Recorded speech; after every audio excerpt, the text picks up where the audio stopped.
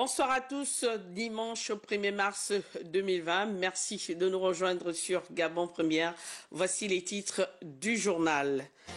Un réseau social typiquement gabonais, désormais en service pour enrichir le secteur du numérique. Wakanda, c'est son nom.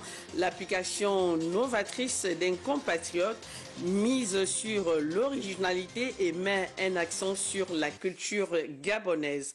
Nous parlerons également des 100 ans de vie de Marie-Catherine Mapaga, honorée par le Parti démocratique gabonais. Maman Mapaga, comme on l'appelle affectueusement, originaire de la province de Logololo, cette centenaire a fait ses classes au sein du PDG. Et en page sportive, la première édition de basketball baptisée Don Bosco International occupe plusieurs jeunes amoureux de ce sport dans la commune d'Akanda. Bienvenue aux 20h. En ligne de mire de ce journal, la reprise des activités pour les honorables députés dès demain 2 mars, ce après 2 mois rythmés par des comptes rendus parlementaires dans leur circonscription politique. D'ailleurs, la cérémonie d'ouverture de la première session ordinaire sera présidée par le président de l'Assemblée nationale, Faustin Boukoubi. Jean-Rodrigue Bigundo plante le décor de la cérémonie de demain. Après 2 mois de vacances parlementaires, c'est ce lundi 2 mars que les honorables députés renouent avec l'hémicycle et autres salles de travaux pour le compte de la première session ordinaire de 2020. Présidé par le patron de la représentation nationale, l'honorable Faustin Boukoubi, en présence très certainement du Premier ministre, chef du gouvernement Julien Korobekal, les représentants diplomatiques accrédités au Gabon et des présidents des institutions constitutionnelles, pour ne citer que cela. La cérémonie solennelle d'ouverture se déroulera en 2 phases. D'abord, l'exécution de l'hymne national, suivi du discours circonstanciel du président de l'Assemblée nationale. Nul doute que l'honorable Faustin Boukoubi fixera le cap de cette session dite des lois avec la dizaine de textes en attente d'examen, les auditions et autres interpellations des membres du gouvernement à travers les questions écrites, entre autres activités, au moment où une énième grogne cristallise le secteur de la santé, le Gabon devant par ailleurs s'armer pour riposter efficacement contre une éventuelle attaque du coronavirus, si ce n'est faire face à la recrudescence de l'insécurité grandissante en milieu scolaire et dont la représentation nationale avait été avant-gardiste. Bref, c'est dire une première session à plusieurs enjeux qui s'annoncent assez laborieuses pour les représentants du peuple, dont le leitmotiv reste, et on ne le dira jamais assez, l'amélioration des conditions de vie des populations. Autre lieu, autre reprise des activités, les vénérables sénateurs, dans le cadre de la rentrée parlementaire de la première session ordinaire de l'année 2020, reprennent le service demain. Cette rentrée parlementaire sera bien évidemment dirigée par le président du Sénat, Dr Lucie Milebou Aubusson, épouse Mboussou. Les contours de la cérémonie de demain avec Gervais Fabrice Ondjunga. Tout comme les députés, les sénateurs reprennent leurs activités ce lundi après-midi au Parlement Bongo-Ndimbassé du Sénat, conformément à la Constitution de la République gabonaise qui, à son article 41, dispose que la première session ordinaire s'ouvre le premier jour ouvrable du mois de mars et devra durer jusqu'au dernier jour ouvrable du mois de juin. La cérémonie d'ouverture sera marquée par l'allocution solennelle du président du Sénat, Dr Lucie Milebou Aubusson, épouse Mboussou. Un moment qui va sûrement lui permettre de réagir sur les événements qui ont marqué l'actualité du Gabon pendant ces 2 derniers mois. En toute logique, la dite session ordinaire, encore appelée session de loi, devrait porter sur l'examen de plusieurs ordonnances prises pendant la période d'intercession parlementaire, parmi lesquelles les textes de loi adoptés par le gouvernement lors du Conseil des ministres du vendredi 31 janvier 2020. Un Conseil des ministres au cours duquel le gouvernement avait adopté plusieurs projets d'ordonnances, dont le projet de décret portant création, attribution et organisation de la Direction générale des marchés publics, en abrégé DGMP. Ce projet émane de la nécessité de séparer les rôles de la chaîne de dépenses pour un meilleur contrôle et d'assurer une gestion rationnelle de la commande publique, vecteur de la croissance. Si la durée du mandat des sénateurs reste inchangée, malgré la diminution de leur nombre, le débat concernant l'harmonisation du mandat des élus locaux à celui des sénateurs semble être d'actualité. Ce sujet sera sans nul doute au centre des débats lors de cette session. Avec ces textes législatifs, cette session ne sera pas de tout repos pour les vénérables sénateurs, surtout qu'ils devront eux-mêmes examiner leur propre destin. De toutes les façons, les débats s'annoncent déjà très houleux. Et pour être complet sur cette actualité, le président du Sénat porte à la connaissance de mesdames et messieurs les sénateurs que conformément à l'article 41 de la Constitution, la séance solennelle d'ouverture de la première session ordinaire de l'année 2020 aura lieu exceptionnellement à huis clos lundi le 2 mars 2020 à 13h selon le programme ci-après. La tenue vestimentaire recommandée pour la circonstance est la tenue de ville sombre et les attributs. La cérémonie débutera donc demain à partir de 13h. Et ce qui focalise l'attention dans le monde de l'entrepreneuriat, c'est la mise en œuvre du réseau social dénommé Wakanda, créé par un compatriote. L'application typiquement gabonaise qui vient enrichir le secteur numérique a été présentée au public en présence de 2 membres du gouvernement. Le reportage est d'Andy Tungi et Michel John Boudéan. Vous devez changer de paradigme. Vous devez être fier de vous. Vous devez être fier d'être Gabonais. Et vous ne devez pas avoir de complexes. L'entité ou alors l'outil que vous créez aujourd'hui ne soit pas un feu de paille. De toutes les manières, vous aurez toujours le soutien du ministère en charge des PME. Des conseils, des encouragements, aussi de l'accompagnement pour ces jeunes Gabonais évoluant dans le domaine du numérique. Aux côtés des ministres de la Culture et son collègue des PME-PMI, ils lancent leur réseau social.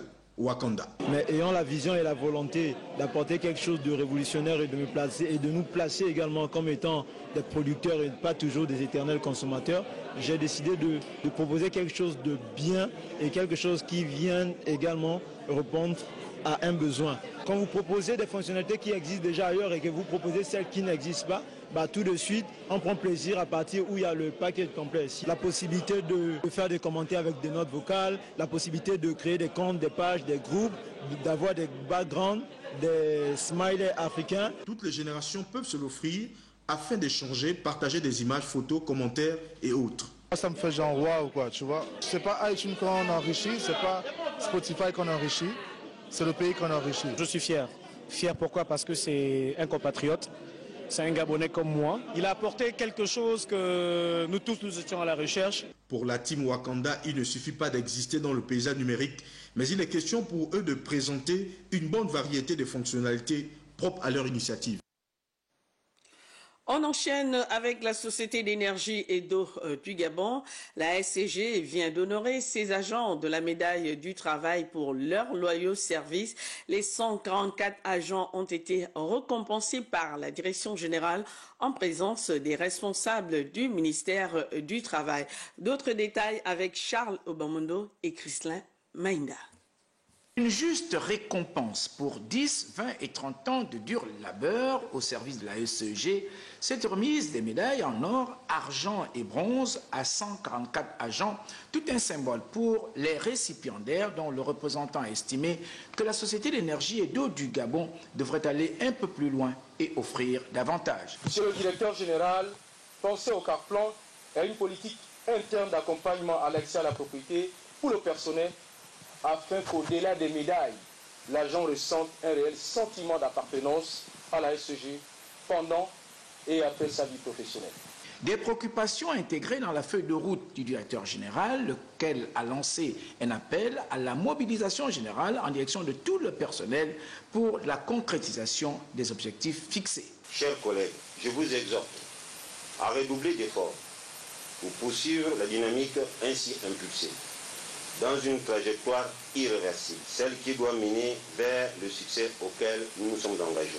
Mais pour les pouvoirs publics, le plus important réside dans l'instauration et le respect d'un dialogue social permanent au sein de l'entreprise. Je profite alors de cette occasion pour m'adresser à l'équipe managériale de la nécessité de toujours dialoguer avec les instances représentatives du personnel afin de créer un environnement de travail serein, empreint de confiance entre dirigeants et travailleurs. Ce qui pourrait apporter un climat propice à la réussite, bénéfique aussi bien pour la direction générale, les agents, que pour la clientèle. Et sur le champ de l'action, le secrétaire exécutif de la Confédération gabonaise des syndicats des commerçants occupe le terrain. Abbas Ndiengi Mabika a procédé à une opération d'autocontrôle auprès des commerçants membres de son mouvement syndical sur le respect des bonnes pratiques d'hygiène. D'autres détails avec Rodolphe Mukambi-Moma et Richard Moubiwa. L'autocontrôle de ce jour consiste à vérifier si les membres de ce syndicat ont corrigé les non-conformités constatées par les inspecteurs de la Gaza dans leur opération d'audit visant à accompagner les membres de la Kogassi commercialisant les produits alimentaires dans la commune d'Ovendo. En ma qualité de secrétaire exécutif, il est de mon devoir, n'est-ce pas, de venir faire une évaluation d'autocontrôle pour regarder ce que les commerçants ont pu réaliser, du moins les efforts qu'ils ont pu réaliser, et voir qu'est-ce qui reste à faire, s'il y a quelque chose qui reste à faire pour voir dans quelle mesure il faut le corriger. Abbas Ndiengi Mabika ne se substitue pas aux autorités, mais il mène auprès de ses adhérents des opérations d'autocontrôle, lui qui salue les efforts de la Gaza sur le terrain. Les commerçants ont des obligations, d'accord, mais ils ont des droits. Donc là, vous voyez que la Gaza est en train de donner une partie des droits à ces commerçants que nous cherchons à ce que toutes les autres administrations de contrôle s'alignent sur cette même lancée. Outre quelques efforts qui restent à fournir, le secrétaire exécutif la Kogassi est très encouragé par la volonté de ses membres à respecter les exigences réglementaires, même si cela a eu une incidence financière, mais cela pour le bien-être du consommateur. M. Abbas nous a averti de mettre toutes les choses sur la palette. On a fait ça. On a fait tout ce que vous avez demandé. Dans quelques jours, la directrice générale de la Gaza et ses équipes vont revenir auprès de ces 22 supérettes pour vérifier la correction des manquements observés dans les bonnes pratiques d'hygiène. Les bons se verront délivrer un agrément sanitaire par l'Agence gabonaise de sécurité. Pendant ce temps, les clubs Rotary du Gabon tenaient la 18e session du Forum des clubs pays, une rencontre essentiellement basée sur le renforcement des capacités et le partage. Le point avec Guy Frendombian et Cédric Zénon. Les 11 clubs rotariens de Libreville et de Port-Gentil ont tous répondu présents au 18e Forum des clubs du Gabon. Un rendez-vous annuel initié depuis 2013 et qui est animé par des conférenciers nationaux et internationaux. C'est un lieu d'échange, de formation entre les clubs du Gabon. Et à chaque année, il y a de nouveaux responsables. Donc ces responsables, il faut les former. Le Rotary met à notre disposition les outils adéquats pour pouvoir leur donner les formations nécessaires, les formations rudimentaires, pour qu'ils puissent exercer bien leurs fonctions. Chaque année, de façon rotative, un club a la responsabilité du comité d'organisation. L'édition 2020 revient au Rotary Club Libreville Centre. Nous avons aujourd'hui 11 clubs, 9 clubs à Libreville et 2 clubs à Port-Gentil. Tout le monde est là.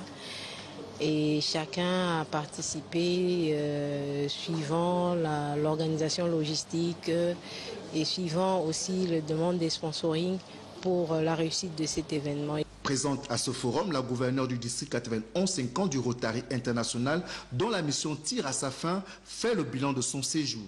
Nous avons eu le privilège d'être reçus par Monsieur le Premier ministre et Monsieur le ministre de la Santé, et dans les autres régions, à Port-Gentil, par le gouverneur, par Monsieur le maire, et avec le soutien du gouvernement. Nous savons que l'action que nous menons ici au Gabon pour le bien des populations défavorisées aura une portée et un encouragement dans tout ce que nous pourrons faire. Au terme d'un séjour de 2 semaines, Anna Kodia reste profondément marquée par la présence et l'impact social du Rotary au Gabon. De la politique maintenant, le président du Rassemblement pour la patrie et la modernité, Alexandre Barreau-Chambrier, en week-end politique dans le 2e arrondissement de Libreville. L'objectif étant d'amener les populations de cet arrondissement à signer des fiches d'adhésion au RPM. Reportage Frédéric Yenda Mukula, Prestine Gua, Eman. Les membres du RPM et leur président Alexandre Barreau-Chambrier toujours sur le terrain depuis quelque temps. Ici, par le biais des causeries ce week-end au quartier Cocotier à Touambe et une partie de Kembo, ils essayent d'y élargir leur base sociologique. Nous apprécions le message de Barreau Chambrier et les gens se sont mobilisés parfaitement. Nous voyons à chaque fois plus d'engouement dans nos rassemblements. Les gens veulent écouter et ils sont très intéressés par notre manière de les aborder. Le président de cette structure politique affiche ainsi son optimisme quant à l'adhésion des futurs membres dans son parti. Cette tournée qui se poursuit est très encourageante pour le parti et elle est très encourageante aussi pour les perspectives de notre pays. Mais cette mobilisation relative ne laisse-t-elle pas penser que le discours de l'opposition gabonaise ne passe pas encore? L'opposition a donné le sentiment d'un flottement depuis un certain temps, il faut le reconnaître, qu'il y a encore une part de découragement. Mais c'est un travail de fond, de pédagogie, de conscientisation de ce que rien n'est perdu. Par ces rencontres citoyennes, les militants du Rassemblement pour la patrie et la modernité espèrent étendre leur manteau politique dans plusieurs circonscriptions de la capitale gabonaise. Par contre, le député SDG du premier siège de la commune d'Ovendo était en tournée dans sa circonscription politique. Pierre Daniel Indjendje Ndala est allé faire un compte-rendu des activités parlementaires. Compte-rendu Betty Anzembe, Gérard Magnagna. Le député du premier siège de la commune d'Ovendo, Pierre Daniel Indjendje Ndala, a longuement expliqué aux habitants du quartier Port-en-Haut l'importance de la loi de finances. Ce dernier a clairement dit à qui elle profite lors de son compte-rendu parlementaire. Nous avons insisté sur la loi de finances.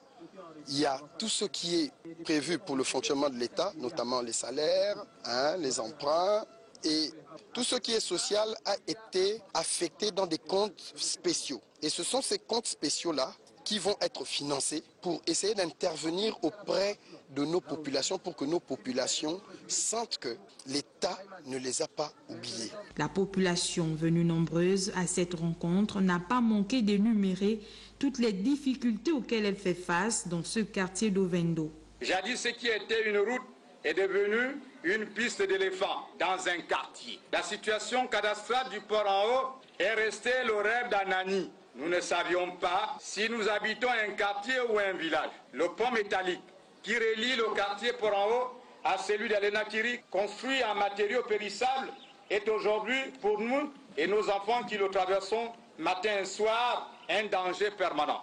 La mise en service des fontaines publiques dans notre quartier a été applaudie de deux mains. Cette joie n'a duré que le temps de remplir un seau d'eau. Le parlementaire étant l'intermédiaire entre la population et le gouvernement, Pierre Daniel Indjendje Ndala a donc rassuré ses Ovendois par sa volonté à retransmettre leurs doléances à qui de droit.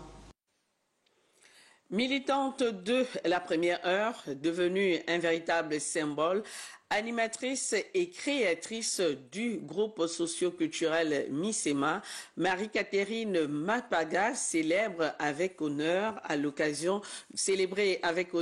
à l'occasion du centenaire de son existence par le PDG, 100e anniversaire d'une militante fidèle. Le reportage est signé Rodolphe Mukambi Mboma et Richard Moubiwa. Aidée par le protocole et une canne, la star de la soirée fait son entrée dans la salle accueillie par une ovation particulière. Catherine Mapaga, exactement 100 ans et 60 jours de vie sur Terre, militante de première heure du Parti démocratique gabonais, c'est elle que ses camarades célèbrent aujourd'hui. Fidélité sans partage pour la province de Logololo vis-à-vis du PDG est symbolisée aujourd'hui par la camarade Catherine Mapaga. Une icône, un symbole. Et je voudrais que les jeunes générations retiennent de ce jour, pas seulement la fête, mais l'enseignement que nous voulons leur transmettre, le respect de nos aînés. Originaire de la province de Logololo, Catherine Mapaga est née vers 1920 à Lastourville. Son adhésion au PDG intervient quelques temps après la création de ce parti politique en 1968. Nous sommes fiers d'avoir dans nos rangs une camarade qui a vécu plus d'un siècle. Et nous pensons l'occasion d'honorer sa loyauté, d'honorer sa fidélité, d'honorer sa constance, d'honorer surtout son militantisme qui n'est plus à démontrer. Pourtant diminuée physiquement par l'âge, la centenaire a encore de l'énergie enfouie dans ses cordes vocales. Elle se permet d'ailleurs d'entonner une de ses chansons mythiques en a cappella. L'assistance est toute pantoise.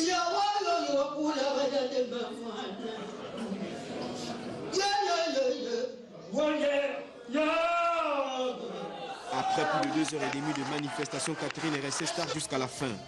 Quelques clichés à sa sortie de la salle, sans doute des militants curieux qui veulent immortaliser l'image d'une centenaire encore debout.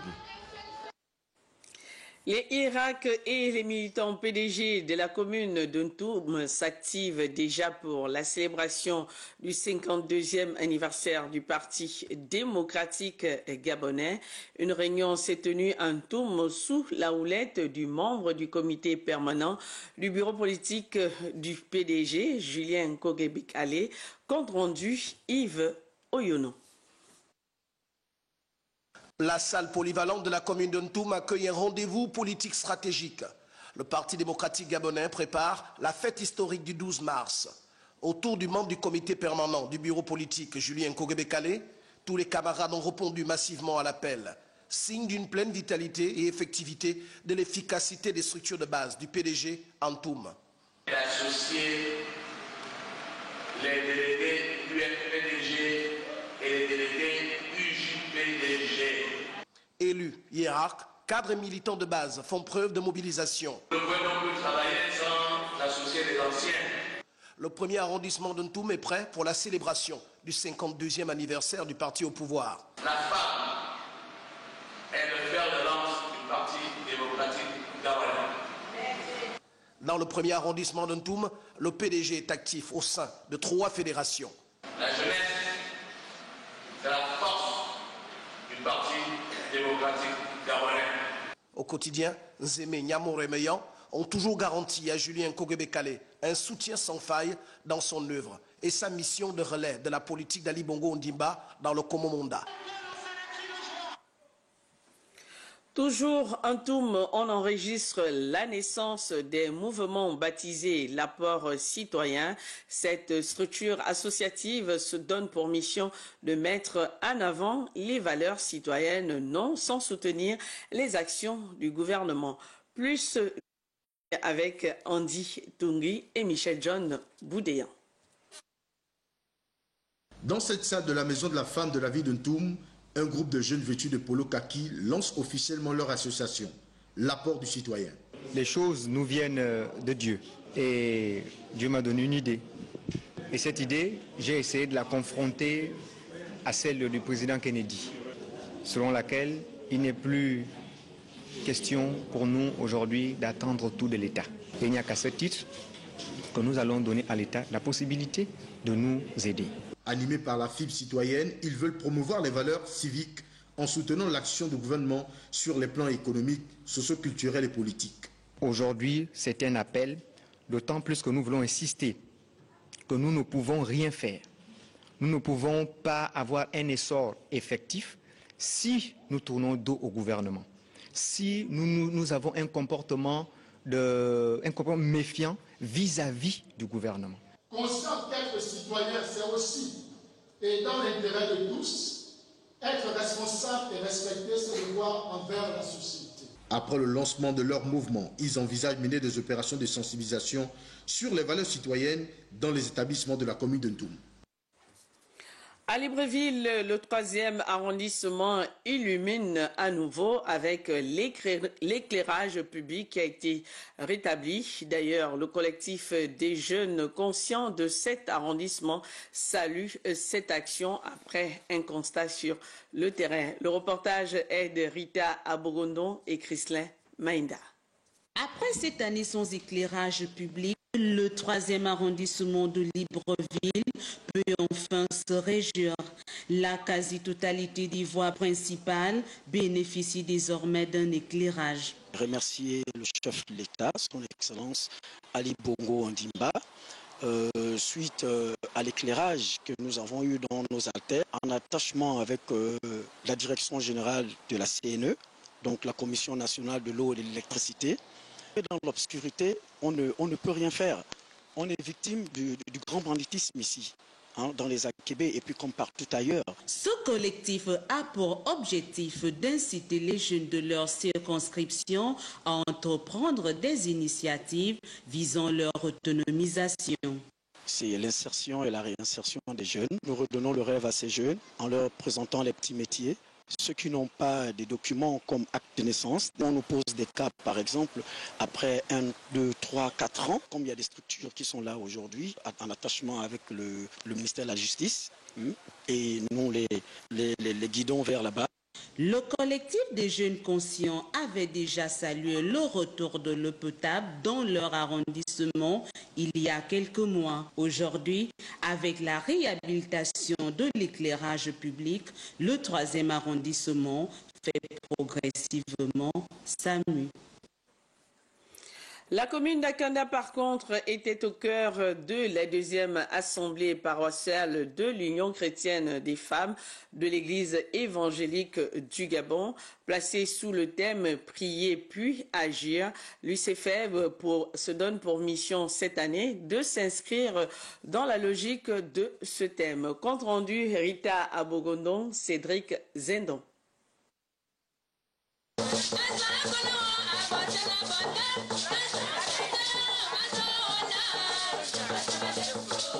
C'est toutes vêtues du noir et du blanc, chantant et écoutant les patrons au rythme d'une doubana, que les femmes de l'UCFEG de la Ngunji ont procédé à l'ouverture de leur 2e assemblée paroissiale. Celle-ci s'inscrit sous le thème « Prier puis agir ». Nous sommes des femmes. Anne, c'est une femme qui a prié, ensuite elle a agi. L'UCFEG, c'est la femme qui doit évangéliser, qui doit faire connaître Christ dans sa paroisse, dans son quartier, dans sa famille, dans le Gabon et dans le monde entier. Foi, c'est la femme qui croit, qui est sûre qu'en faisant connaître Christ, chacun et chacune sera conscient qu'il faut suivre Christ parce que c'est lui la vie.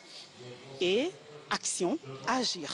Il ne suffit pas d'évangéliser et de croire, mais il faut également agir, d'où le thème de notre assemblée, prier puis agir. L'Union chrétienne des femmes de l'Église évangélique du Gabon est un groupe dévoué au service de Dieu et de l'Église. Dieu a besoin qu'on le loue et la femme de l'UCFEG est particulièrement douée dans la louange. Cette assemblée paroissiale va s'étendre sur 3 jours. Les femmes de l'UCFEG de la région synodale de l'Ogooué-Estuaire et du secteur sud-ouest sont invitées à prendre part à ce rendez-vous religieux.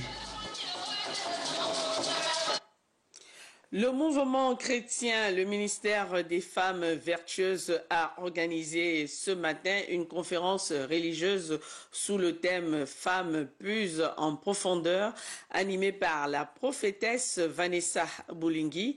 Il était question d'évangéliser les femmes de plusieurs ministères du corps du Christ sur la nécessité d'être en relation véritable avec le Christ. Compte rendu, Rodolphe Mukambi Mboma, Richard Mumbiwa, Massissé.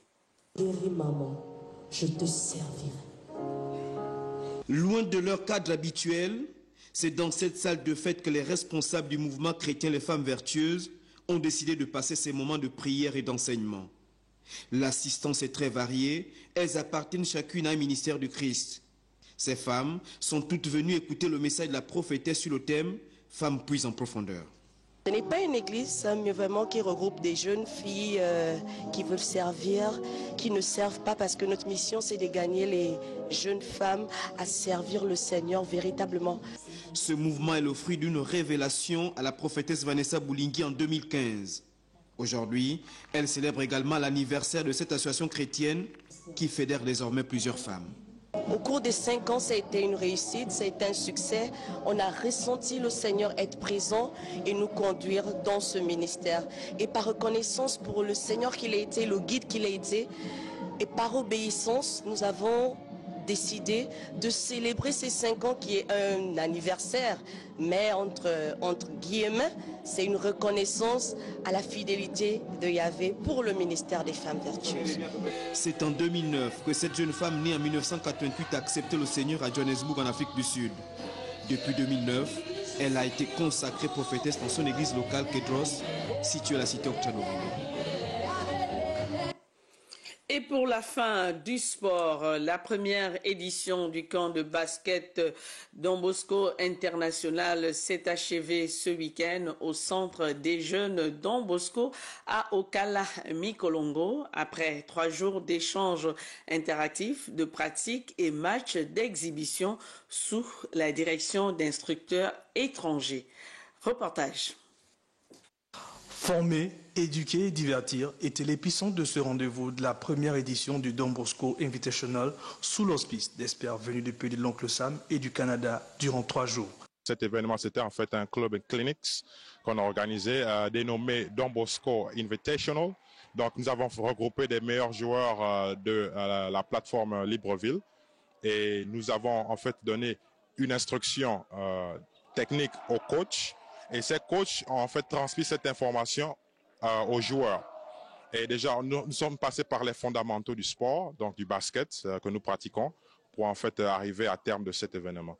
Les participants et partenaires s'accordent à dire que ce camp est une véritable aubaine en termes de renforcement de capacité, mais aussi de développement de la discipline. Je trouve que c'est une bonne initiative de la part des coachs étrangers de venir nous faire part de leur expérience et de leur savoir.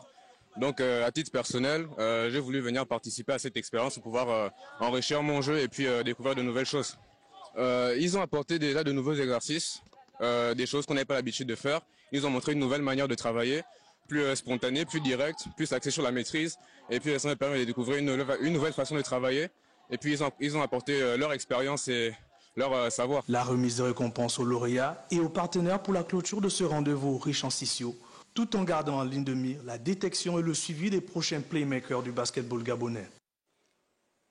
Et voilà qui est bien pour occuper les jeunes. Et c'est la fin de cette édition d'information. Merci à tous nos téléspectateurs qui nous regardent du côté de la province de Logoué-Lolo.